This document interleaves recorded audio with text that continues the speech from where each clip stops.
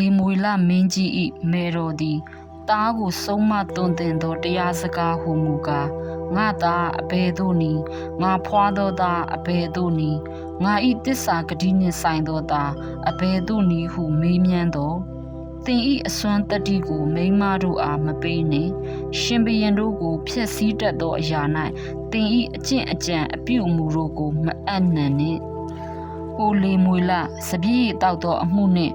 တေရီတောက်သောအမှုသည်ရှင်ဘုရင်မင်းသားတို့နှင့်မတော်မသင့်သူတို့သည်တောက်လျက်တရားတော်ကိုမေ့လျော့၍ဆင်းရဲသောအမှုကိုမတရားသဖြင့်စီရင်ဆုံးဖြတ်မိဟုစိုးရိမ်စရာရှိ၏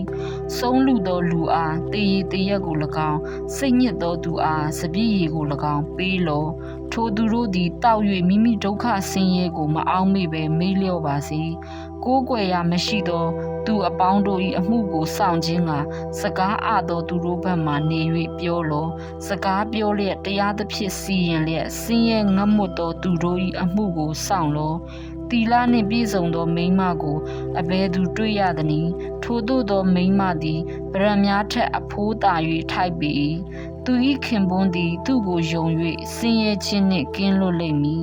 ထိုမယားသည်မိမိခင်ပွန်းအကျိုးကိုမဖြတ်တစ်သက်လုံးပြုစုတတ်၏တိုးမွေးနှင့်ဝါကိုရှာ၍မိမိလက်နှင့်အလိုလျောက်လုပ်တတ်၏ကုန်တဲ့သင်းဘောကဲ့သို့ဖြစ်၍စားစရာကိုဝေးသောအရမှဆောင်ခဲ့တတ်၏မိုးမလင်းမီထလျက်အိမ်သူအိမ်သားတို့အားစားစရာကို၎င်းကျွမတို့အားအငန်းတာကို၎င်းပေးဝေတတ်၏ကောင်းမွန်စွာဆင်ခြင်၍လေကွက်ကိုဝယ်ယူတတ်၏ကိုယ်တိုင်လှုပ်၍ရသောငွေနှင့်စပြည့်ဥယျင်ကိုပြုစုတတ်၏မိမိခါကိုခွန်အားနှင့်စီး၍မိမိလက်တို့ကိုတန်မြန်စေတတ်၏မိမိလှုပ်သောဥစ္စာကောင်းသည်ကိုရိပ်မိ၍သူ၏မိခွက်သည်တညလုံးမတည်တတ်ချီဖြစ်တတ်သောတစားတို့ကိုကိုလက်နှင့်ကန်၍လှုပ်ဆောင်တတ်၏ဆင်းရဲသောသူတို့အားလက်ကိုဖြန့်၍ငတ်မွတ်သောသူတို့အားလက်ယုံကိုဆန့်တတ်၏မိုးပွင့်ကြတော့လေမိမိအိမ်သူအိမ်သားတို့အတွက်မစိုးရိမ်အိမ်သူအိမ်သားအပေါင်းတို့သည်ဂရိဘာနီကိုဝစ်ကြ၏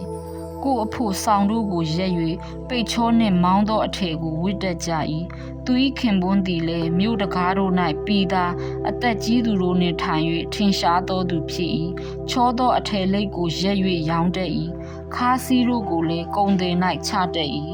လူလုတ်သောအထည်လိပ်သည်ခိုင်ခန့်၍လှသောအစင်းနှင့်ပြည့်စုံသဖြင့်သူသည်နောင်ကာလ၌ဝမ်းမြောက်လိမ့်မည်ပညာစကားကိုပြောတတ်၍မေတ္တာတရားအားဖြင့်နှုတ်မွတ်တတ်၏အိမ်သူအိမ်သားပြုမှုသမျှတို့ကိုကြည့်ရှုတတ်၏ပြင်းရခြင်းအစာကိုမစားတတ်သူ၏သားသမီးတို့သည်ထ၍အမိကိုကောင်းကြီးပေးတတ်ကြ၏သူ၏ခင်ပွန်းကလည်းလူမျိုးသမီးအများတို့သည်ကောင်းမွန်စွာပြုကြပြီတို့ရာတွင်တင်သည်ထိုသူအပေါင်းတို့ကိုလွန်ကဲပြီဟုသူ့ကိုချီးမွမ်းတတ်၏